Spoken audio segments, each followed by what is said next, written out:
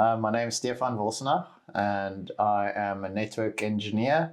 I have been for 11 years, and yeah, I'm working now with KEMBIT, and so far so good, really enjoying it. It's very nice to be part of a huge team of network engineers. My background in networking has always been the go-to guy, the senior level network engineer, so everything came down to me. And yeah, now I can actually rely on other people as well, which is great. So yeah, really enjoying it.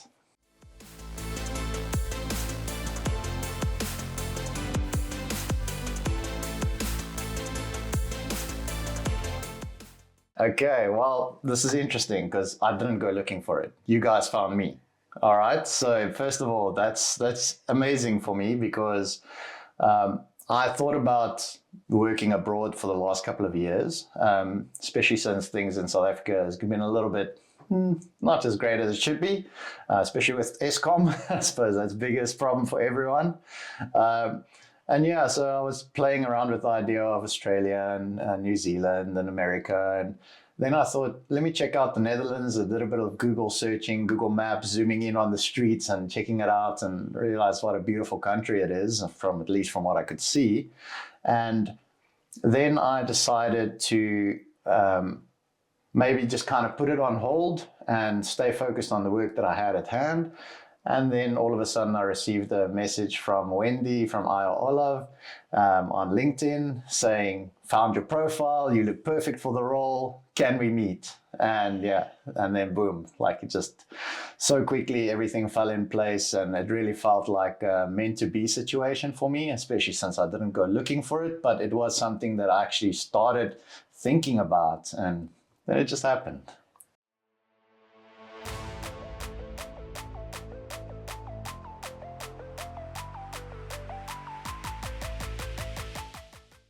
It was pretty great, I'd say. First of all, just being reached out to and given this opportunity was incredible. So yeah, I found Wendy to be extremely helpful and very friendly. The process was very straightforward. I was always informed about every part of the process very clearly. I knew what was going on. And every time I had a question, Wendy would immediately assist me. Yeah, then the interviews happened, and I actually only did 2 interviews. So I kind of skipped the third one with the director. So I think Patrick from KEMBIT was so impressed or so happy with me that he's like, you know what, just trust me. It's a good decision. So that made me feel good as well. But yeah, so the whole experience was very straightforward and easy.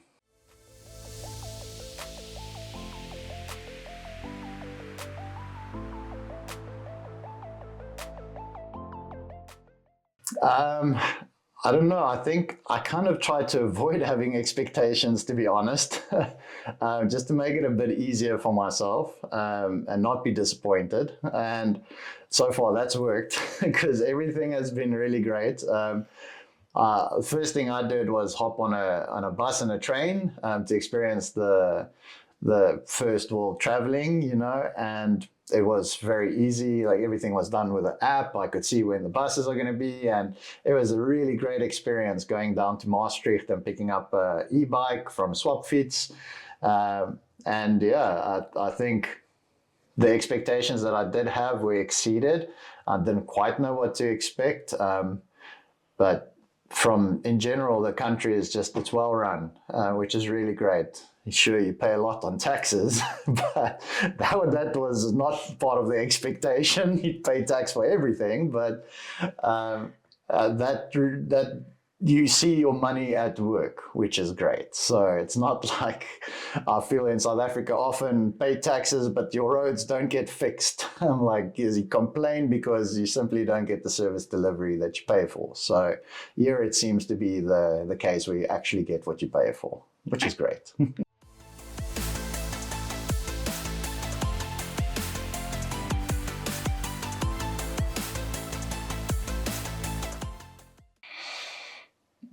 I think the safety aspect. I think that's really been great. Like, I've gone around cycling quite a bit. I feel safe enough to cycle. First of all, I don't feel like a minibus taxi is going to kill me at any point. So people are very wary of cyclists.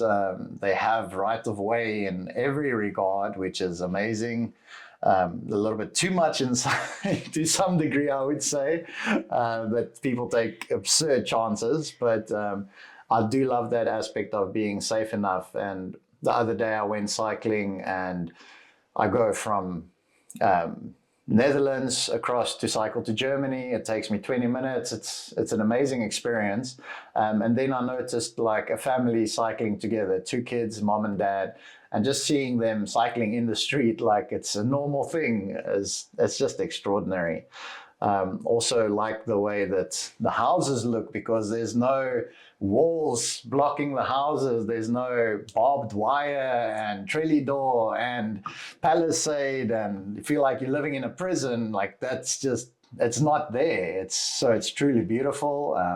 I love the designs of the houses. It's like very small and comfy, but it's purposeful built. Yeah, it's just that safety aspect and just how beautiful everything is. Everything is tended to with excellence.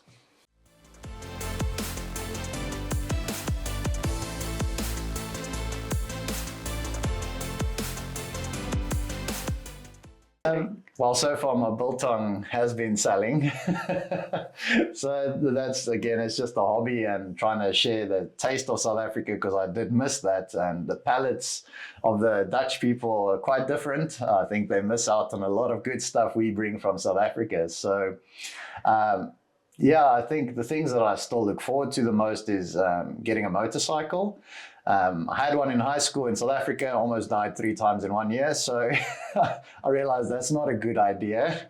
But yeah, it feels like it's a much more doable, workable form of transport. And I want to get a motorbike and tour the whole of Europe. So that's what I'm most excited about.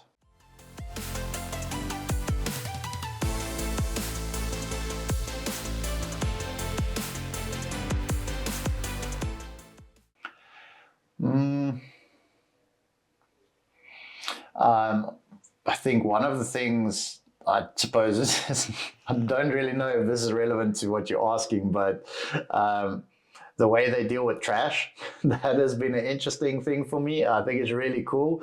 I didn't realize this tiny little trash can outside of my apartment building actually has a huge box underneath full of trash. So I didn't quite know how that whole thing worked. But once I got my little card with the NFC responder or transponder in it, I could actually tap it and throw my trash away. So that was an adjustment. But also the sorting of trash, that's an interesting aspect. Like, I feel like I'm actually making a difference, which is interesting, because all the plastics and stuff that I use, I'll have one specific bag to put that in, and then I'll have another bag for my usuals, and I've got another bag for my food items that smell, so my house is it smells much better, like I don't have that worry of all my trash being in one bag and it's just nasty, don't have that anymore. And yeah, I feel like I'm reducing my carbon footprint, and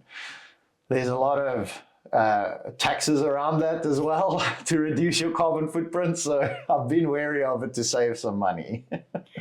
Yeah, I was surprised as when we started doing that to realize how much of our trash is mostly plastics. It's absurd, yeah.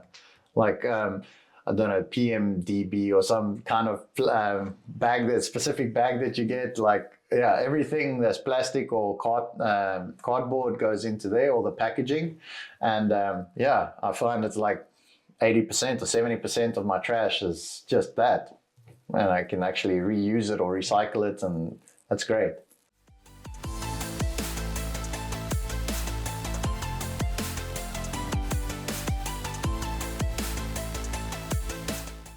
Well, I can't think of a reason why not. I think like I said, for me, the biggest thing is the safety aspect. If I could have my mom here, I would. She's got Parkinson's disease, and it would be nice to have her with great healthcare as well. Even though South Africa has amazing healthcare, don't get me wrong. I think it's just the safety aspect again. It would be, well, like I was sharing earlier with people being able to cycle with their families on the roads, not having to put up these fences and walls and palisade and barbed wire to build your own little prison to stay in, to have a dog not as an alarm system but just as a loving animal. It's a very different experience of life. I think it's absolutely worthwhile. It was a challenge, of course, to come here and leave everything behind, and I do miss my family and so forth. I can't wait to bring them up to visit me. But the quality of life so far and the changes that I've experienced has absolutely been worth it. It's worth the trouble, at least, of going through the process. And again, like for me, just being supported through it, through Olav, it's been incredible because the entire journey was sculpted for me. I was assisted, my hand was held all the way through, which has really made a very challenging experience a lot simpler. And yeah, I mean, I can't be more thankful than I am just for having the opportunity to be here. Truly, I mean, it's a dream come true, even though I didn't even realize I had the dream. So, no, there's no reason not to come.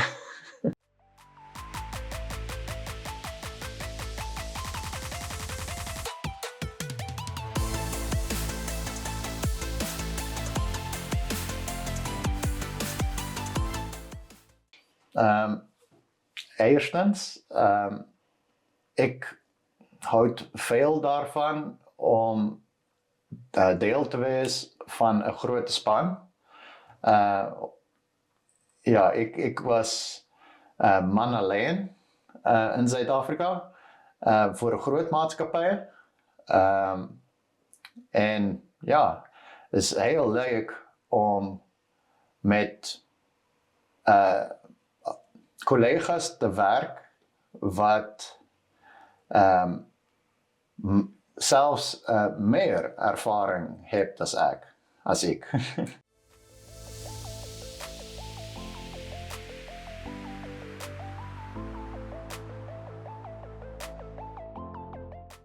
Ja, ik heb mijn oud-twee geslaagd zondag.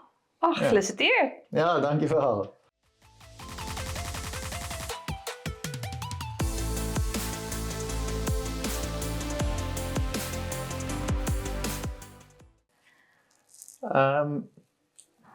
Ja, makkelijk. Is veel dezelfde. Mensen groeten elkaar meer. Ja, maar anderszins dezelfde. Behalve de taal. Ja, als ik stadig spreek, dan zal iemand in Engels oorslaan. Ja, veel gefocust op de veiligheid. En ja, de publieke vervoersysteem is heel goed. Ik kan overal gaan. Ja, met de bus en de trein. Ja.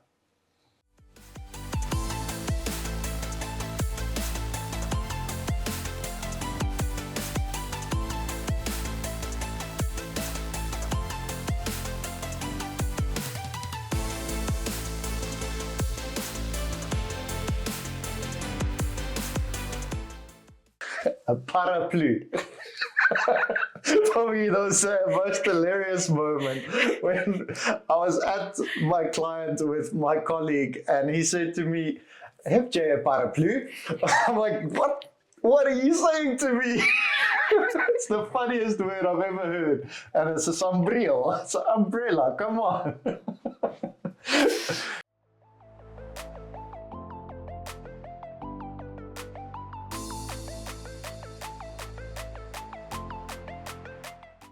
Bayer. That's one of them.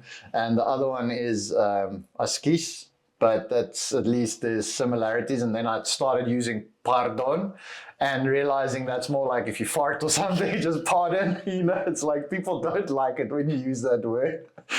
So I think that was a big one for me and quite a learning curve. But yeah, the worst one for me to unlearn is Bayer. Is ek sê Bayer.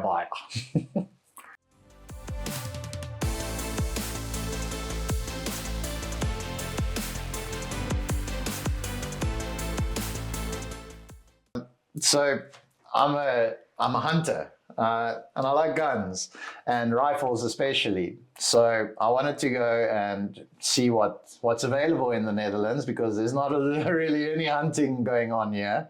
But I found a shop while I was cycling, and it said it sells rifles, and I was curious to check it out, and I stopped there. And one of the gentlemen, he opened the door for me. And I was like, oh, that's very kind of you. Thank you. I look at all the weapons. And as I want to exit, I'm like, I pull the door handle and it's not opening. So I'm assuming it's a safety door. Like in South Africa, you would not have a shop full of guns and it's not a safety door. And I'm asking this guy, the same guy that opened the door for me, like, how do I open this door? And he's like, you just turned the knob. I felt like such an idiot. I'm really thinking there's some kind of locking mechanism. I'm from South Africa, dude. This is dangerous.